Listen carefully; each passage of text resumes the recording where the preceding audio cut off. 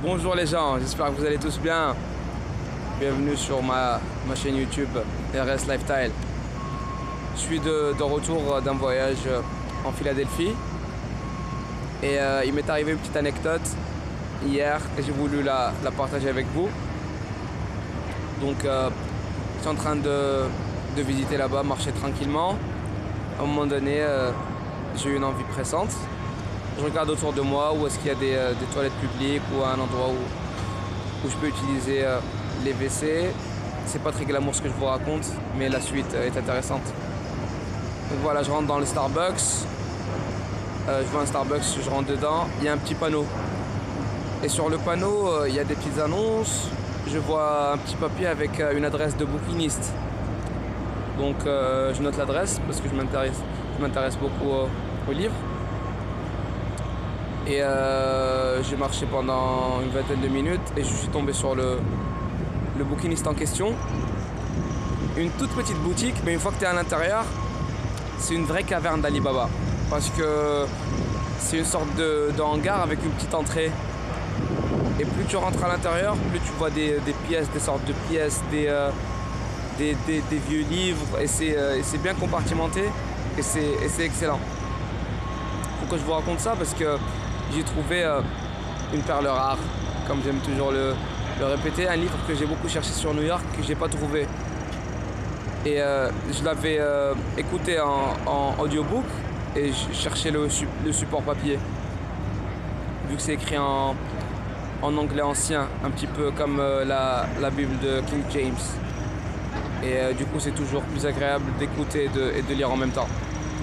Il s'agit d'un petit livre dont j'avais parlé dans une de mes précédentes vidéos sur Facebook et qui s'appelle The Richest Man of Babylon. Le voilà, l'homme le plus riche de Babylone, de George Clason ou Clayson. Je pense qu'il est disponible, il a été traduit dans plusieurs langues. C'est un best-seller.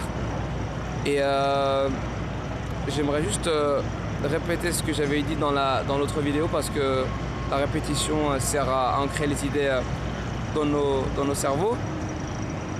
L'idée principale du livre, et qui est reprise par beaucoup de speakers motivationnels, motivational speakers, je ne sais pas si ça se dit speaker motivationnel en français, mais voilà, motivateur, même si c'est coach, c'est super utilisé, je trouve j'aime pas ce terme là, coach ou motivateur. Voilà, donc c'est pay yourself first. Ça veut dire paie-toi d'abord. Quand tu reçois ton salaire à la fin du mois, fais en sorte, avant toute chose, avant de payer quoi que ce soit comme facture, pas de loyer, bouffe, hobby, voyage, loisirs, ce que tu veux, tu prélèves automatiquement 10% de ton salaire. On va prendre un salaire de base, chacun a un salaire différent. On va prendre un salaire, un SMIC de 1000 euros par exemple. Je pense en France c'est ça, 900, 1000, 1100. 1000, dès que ça tombe sur ton compte bancaire, tu prélèves 100 euros et tu finis ton mois avec les 900 euros. Tu vas me dire